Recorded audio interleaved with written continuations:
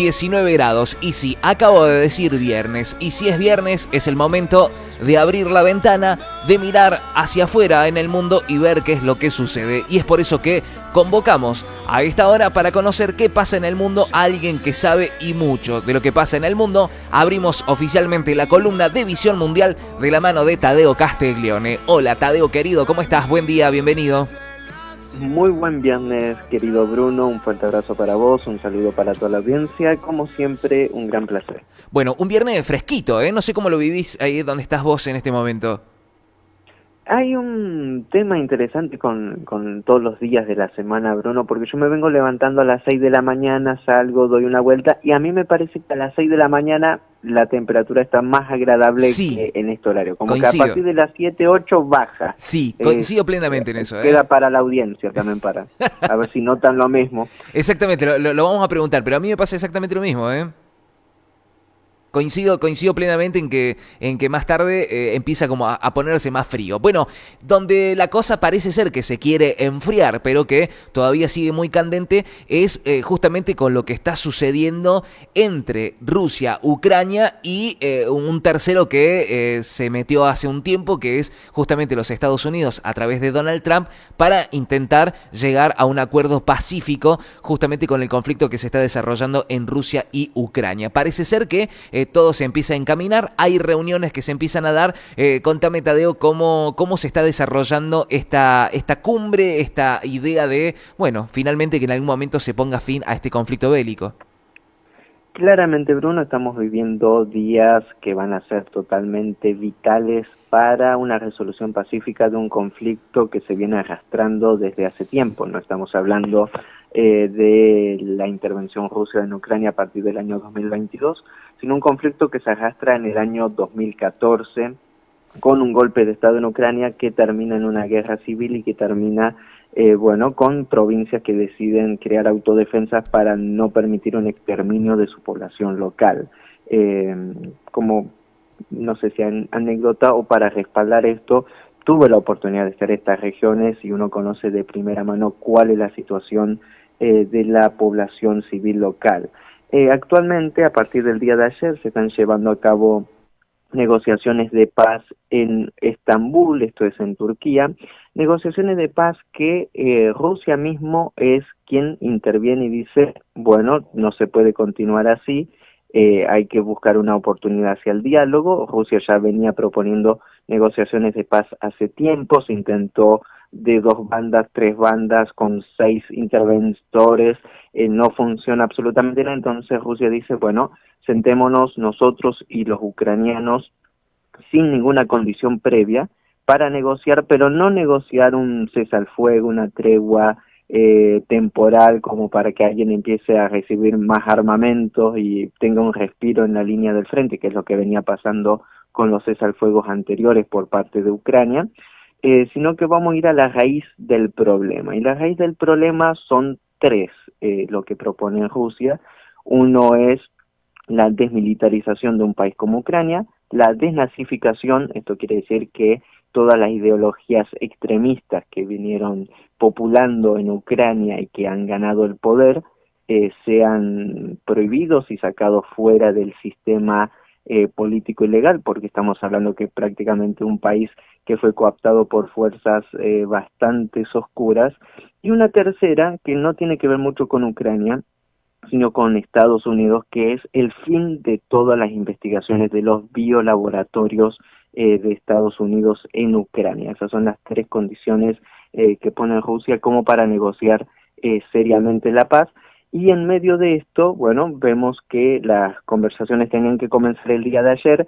Ucrania no designó comisión hasta el día de ayer, es decir, los rusos estaban esperando y Ucrania todavía no había designado ni siquiera las personas para negociar, y recién hace poco más de media hora, querido Bruno, comenzaron formalmente las negociaciones de paz y de diálogo entre ambos países. Es interesante porque aquí lo que toca medir es cuántas horas se va a extender esta negociación. Si son un par de horas, es que esto fue todo mal, que no hay manera de diálogo, pero si escuchamos que la reunión se prolonga 6, 8, 10 horas, creo que vamos a tener algunos resultados interesantes, aunque no se va a solucionar ni un cese al fuego ni la resolución del conflicto en esta reunión, pero al menos ya se encamina de que el diálogo es la manera de solucionar estas situaciones. Totalmente. Se da también posterior a esto que habías planteado también vos el viernes pasado, en la columna pasada, de esta reunión, ¿no? Producto de un aniversario que celebra Rusia en el marco del fin de la Segunda Guerra Mundial, de su victoria, ¿no? En esa Segunda Guerra Mundial, donde muchos líderes llegaron con muchos días de anticipación, ¿no? Permanecieron allí conversando, generando justamente diálogos y reuniones bilaterales en muchos casos. Se da este encuentro. ¿Pensás que previamente en esas reuniones algo se puede haber resuelto antes de llegar justamente a esta reunión pautada? Yo creo que hay que entenderlo desde otra perspectiva, querido Bruno. Rusia mostró músculo a nivel internacional. Primero, un desfile magnífico de toda su Fuerza Armada, demostrando que sigue siendo una potencia militar en toda la regla. Demostró que no estaba aislado y que incluso le va mucho mejor con las sanciones que lo que le iba sin sanciones internacionales. Más de 30 líderes mundiales de todos los continentes presentes, incluso muchos de ellos, pese a las amenazas, decidieron viajar a Moscú. Y la reunión y la cumbre que encabezó Putin fue una de las más grandes a nivel histórico que convoca un solo país. Estamos diciendo que eso fue una convocatoria de Rusia y no fue de una organización internacional, como para que nos demos esa dimensión.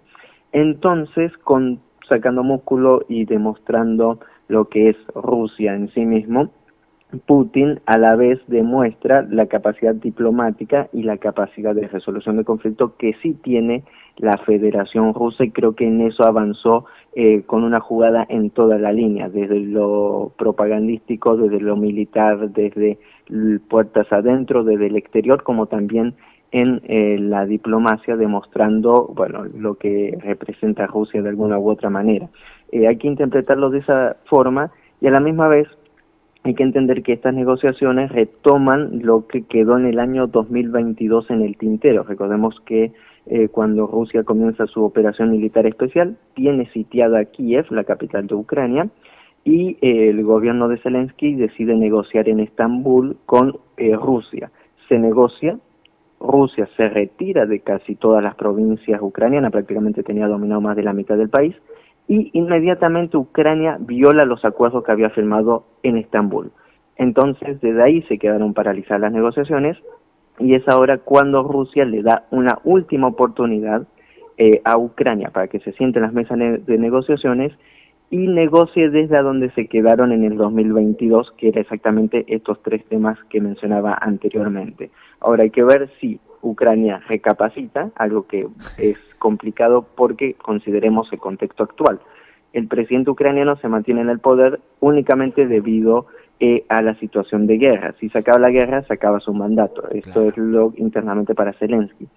En segundo lugar, estamos hablando de negociaciones, mientras la Unión Europea está por aprobar el número 20, paquete de sanciones en contra de Rusia, y mientras Estados Unidos decide enviar más de 100 misiles de mediano y corto alcance a Ucrania. Entonces, Rusia entiende claramente que negociar un cese al fuego, que es lo que pide Donald Trump, que es lo que pide Europa, que es lo que pide también Ucrania, es darle tiempo para que se rearme Ucrania y que continúe el conflicto. Claro. Por eso hay que entender esta dinámica de negociaciones directas y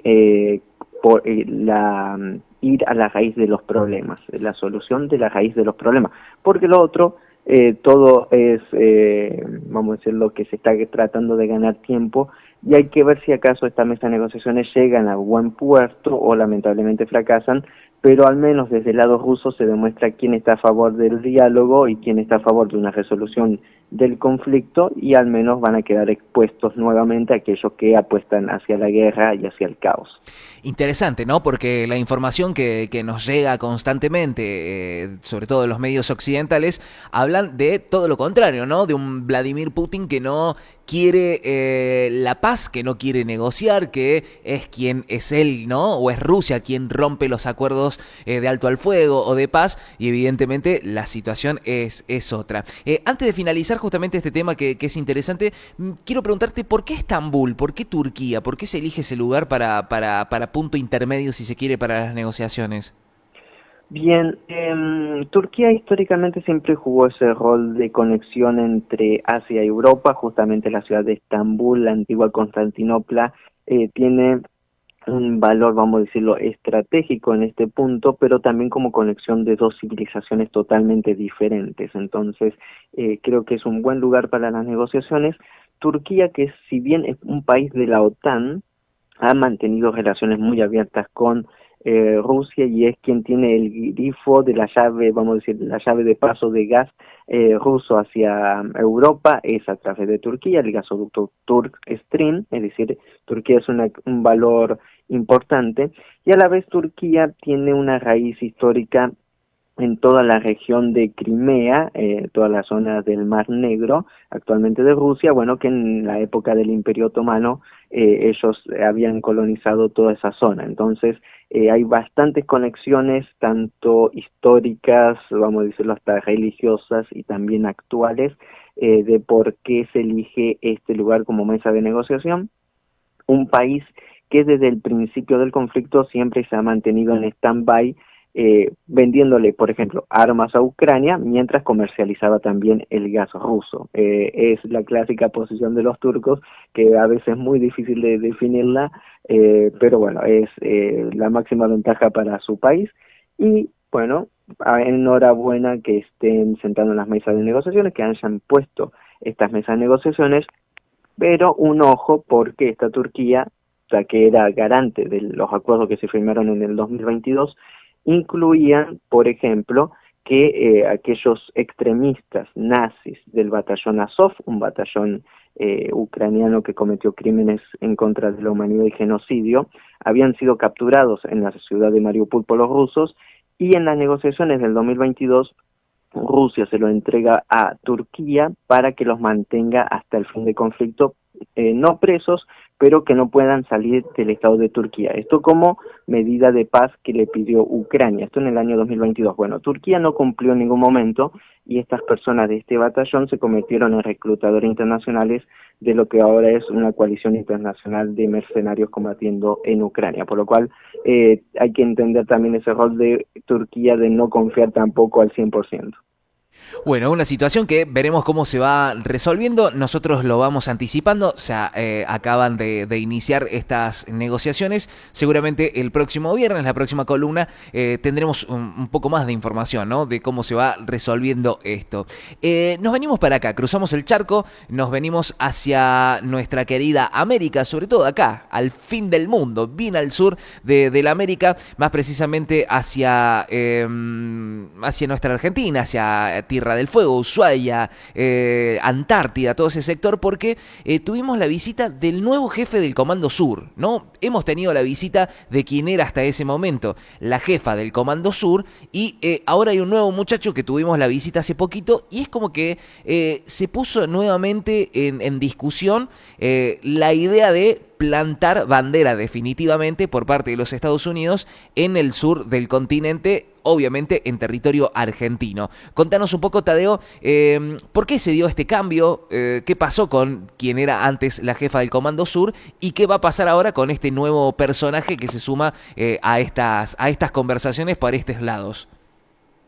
Bien, querido Bruno, creo que hay muchos detalles para tener en cuenta. Estamos hablando de que la general, la que comandaba el Comando Sur, valga la redundancia, Laura Richarlison, hay que tener en consideración lo siguiente: cuando estaba esta general, incluso en el gobierno de Alberto Fernández, los primeros tiempos de la era Milei, fue recibida por absolutamente todo el arco político nacional, desde Cristina Kirchner, pasando por Macri, pasando por Milei, absolutamente todos coincidían en recibir y en la importancia del Comando Sur a nivel no únicamente continental, sino también en Argentina.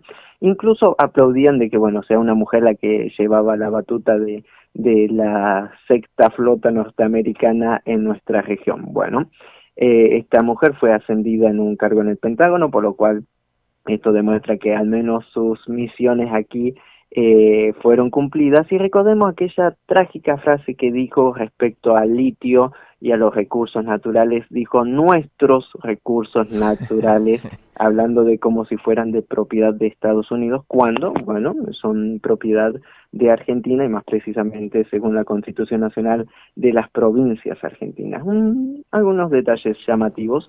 Y la nueva persona que designaron es un almirante de la Armada de Estados Unidos, Alvin Hoxley, el cual, bueno, ahora es el nuevo comandante del Comando Sur y estuvo de visita en Argentina, fue recibida por el presidente Milei, por el ministro de Defensa Petri, pero más allá de estar en Buenos Aires, su designación, su viaje preciso fue hacia Tierra del Fuego. Y acá hay unas cuestiones muy llamativas de por qué Tierra del Fuego, y más en el contexto actual. Recordemos que Tierra del Fuego, bueno, es la conexión a Argentina, el puente aéreo hacia la Antártida, y hay un paso más allá de que está desde el Cabo del Horno hasta la isla Sheffield, que tiene un doble nombre, muchos dicen pasaje de Drake, pero se llama Mar de Oces, y es sumamente estratégico porque es un estrecho bastante grande, sin, vamos a decirlo, ningún tipo de iceberg o algo que interrumpa el comercio y unifica dos océanos estratégicos como es el Océano Atlántico y el Océano Pacífico, y en eso Estados Unidos tiene una gran mirada puesta, porque recordemos que por el estrecho de Panamá, por el paso del Canal de Panamá, no pueden pasar los portaaviones de Estados Unidos, pero sí pueden pasar sin ningún problema a través de Tierra del Fuego. Estas son algunas cuestiones estratégicas que mira Estados Unidos, y las palabras de esta nueva persona, Alvin, como comandante del Comando Sur, fueron bastante llamativas respecto a que decir que las amenazas para la Argentina provienen de tres países, de Irán, de Rusia y de China, que estos tres países quieren dominar la Argentina, que estos tres países tienen intereses oscuros en la Argentina, y todo un discurso que, bueno, que ya hemos escuchado en muchas ocasiones, pero quienes vienen con un plan de poner bases militares no son ni los rusos, ni los iraníes, ni los chinos, que por cierto, la base científica que está acá en Neuquén es meramente científica y tuve la oportunidad también de estuviste ahí, por lo cual claro. No voy a aprovechar a hacerme propaganda, pero las cosas que uno sabe y conoce creo que es necesario mencionarlo. No había ni tanques ni misiles, para aclarar, ¿no? Sí, claramente, porque o si no hay mucha confusión respecto a algunos temas, y sobre todo lo que se propone Estados Unidos con esta nueva gestión es la creación oficial de una base naval de gran envergadura en la provincia de Tierra del Fuego. Algo no menor, teniendo en consideración también las proyecciones antárticas que se dan por parte tanto de Estados Unidos y sobre todo del Reino Unido, en los cuales, bueno, Argentina empieza a perder soberanía sobre el control territorial de su país. Y junto con esto, querido Bruno, creo que es necesario destacar algo que se discutió esta semana, que me parece sorprendente, de que tuvo la visita del almirante la semana pasada, y en esta semana el gobierno anuncia, por ejemplo, que la ley 19.640, que se hizo en el año 72, que es una estrategia nacional de inversiones y de quita de impuestos en Tierra del Fuego para poblar toda la región de Tierra del Fuego y de esta manera también mantener una presencia activa en esta provincia, se quita y se comienza una campaña irracional en contra de una provincia de Argentina, diciendo que, bueno, ahora vamos a poder comprar teléfonos y televisores más baratos a cambio de destruir una provincia y despoblarla y destruirla. Bueno, algo sumamente interesante. porque también se da en el contexto de la visita de esta persona la necesidad de que mientras menos personas haya, hay menos reclamos y menos mantenimiento de, vamos a decir, un cierto nacionalismo, y a la misma vez nos topamos el día de ayer con una noticia que va de la mano con algunos planes internacionales que creo que mencionamos anteriormente, que fue que la tasa de natalidad de Argentina se redujo un 40%. Exacto. Lo explicamos 2-3 veces, querido Bruno, en diferentes programas, diciendo cuáles son los requisitos para ser una potencia emergente. Uh-huh. Y dentro de los requisitos para ser una potencia emergente, más allá de tener un país amplio con muchos recursos naturales, es necesario tener una importante población. Claro. Y Argentina viene sufriendo una crisis demográfica y ahora se ve acentuada cada vez más debido a la crisis económica y debido a ciertas ideologías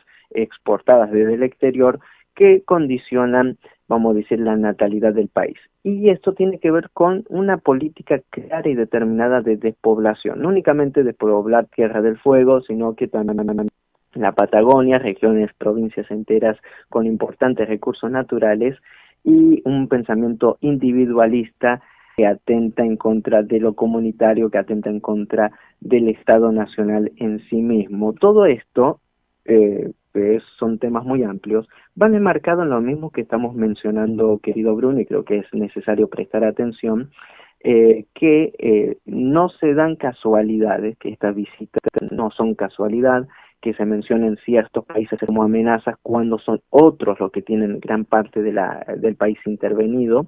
Creo que también es necesario recalcar que ahora se comienza una discusión en contra de una provincia argentina, que bueno, ahora todos dicen manteníamos vagos para producir televisores o celulares en Tierra del Fuego, y que ellos tienen más ventaja, que son todos planeros, etcétera, etcétera, cuando estamos hablando de una estrategia de conjunto nacional hecha en el 72 para mantener la soberanía. Y bueno, al discutirse estas cosas, se pierde el foco de que estamos delante de un evento geopolítico de gran envergadura, y que hay varias proyecciones no menores con muchos intereses respecto a no únicamente Tierra del Fuego, sino la Antártida en sí misma.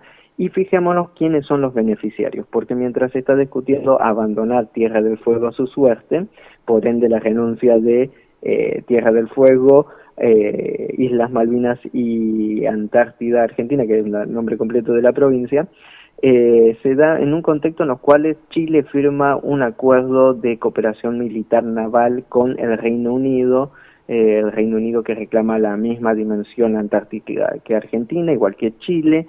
Entonces, si alguien no empieza a tomar dimensión de que los eventos nacionales tienen mucho que ver con una imposición internacional, y a lo cual puede derivar, que también lo hemos mencionado, de que los mapas no son estables, y más en un mundo en los cuales la legislación internacional no vale nada más que lo que esté escrito, creo que hay que prestar atención, porque son eventos que no están aislados y que son lamentables y sumamente complicados. Una situación que para mí también, ¿no? Está ligado, coincide, ¿no? Misteriosamente, podemos decirlo, con justamente esto, la aprobación también de un crédito internacional para la República Argentina, como ha sido el préstamo del Fondo Monetario Internacional, y sabemos que las exigencias que se aplican para poder generar ese préstamo, nada tienen que ver con lo económico en sí, ¿no? Sino que el país que fabrica los papelitos no te va a pedir que le hagas papelitos, sino que se lo devuelvas de otra manera, ¿no? Y evidentemente todos estos movimientos que estás mencionando seguramente tienen un nexo muy profundo con esto que está pasando, ¿no? Interesante poder conocer esto, ¿no? Poder pensar esta situación de estos movimientos que se dan, que no son aislados, que tienen que ver y que seguramente son, podríamos decir militarmente, hablando justamente de la presencia del jefe del Comando Sur, son movimientos de pinza, ¿no? Para poder quedarse con un lugar vital, como recién lo decías, uniendo dos océanos, un paso natural sin ningún tipo de problemas que permite no solamente el tráfico comercial, sino también militar. Una zona sumamente preciosa, sumamente precisa, auspiciada por las grandes potencias y evidentemente la Argentina parece ser que no tiene un gobierno que esté en condiciones de poder defender esa soberanía, ese pedacito de tierra que es nuestro, pero que vale millones y millones y millones, no solamente de dólares, sino también de personas que pueden hacer uso de ese lugar. Yo creo que esta situación, a medida que vayamos avanzando, se va a ir aclarando más y nosotros seguramente vamos a recordar esta edición de esta visión mundial anticipando, ¿no?, todo esto que está pasando. Claramente, querido Bruno, y gracias por recordar también la parte financiera económica, porque fue algo que incluso se habló durante la gestión anterior del canje de deuda por recursos naturales o incluso por, como decían, ambientalismo por cosas verdes, en los cuales hablaba, bueno, vamos a reducir la contaminación, es decir, vamos a destruir la industria nacional y con eso vamos a canjear deuda internacional. Es llamativo de que al país que más se le preste dinero y que no tiene capacidad para pagar y que ni siquiera ha pagado el préstamo anterior, se le siga dando dinero. Ni a Ucrania ni a ningún país en guerra se le da la cantidad de dinero que se le da a la Argentina. Y esto también pesa bastante en esas negociaciones porque, bueno, si te piden una provincia, ya se había dicho en el 2001 que, por ejemplo, Formosa era inviable, que habían provincias que eran inviables, bueno, que vuelvan con el mismo discurso, no sería sorprendente. Y en un país en el cual a esta altura se limita cuántas facturas de dulce de leche se puede comprar por docena, creo que da para todo. Fuerte abrazo, querido Bruno, y como siempre, un placer. Tadeo, muchísimas gracias por esta claridad que nos brinda siempre cada viernes. Un abrazo muy grande para vos. Conversamos con Tadeo Castiglione en nuestra columna de Visión Mundial. Bueno, conociendo esto, ¿no? Estos movimientos que se dan en el mundo no son aislados, y mucho tiene que ver con lo que está pasando en nuestra República Argentina, las medidas que se van tomando, cómo lo económico también se va relacionando con lo geopolítico, cómo lo geopolítico se va